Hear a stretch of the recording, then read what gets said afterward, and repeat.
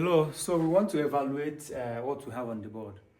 All right, so from this, this is angle on a straight line, and the sum of angle on a straight line is what? 180. So this, to find this missing value here, to find x, you have to like add up all this to be equal to 180. Then you now make x the subject of the formula. As simple as that, you get your x, right? So look at what I mean. This is solution.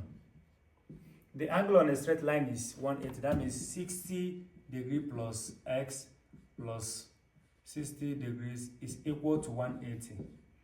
Hence, to make x the subject, x is equal to 180 degrees. Sorry, remember to put your degrees. Minus 60 degrees minus 60 degrees. Hence, x is equal to what? 60 degrees. As simple as that. So x here is equal to 60 degrees. 60 plus 60 plus 60 will give you what? 180. As simple as that.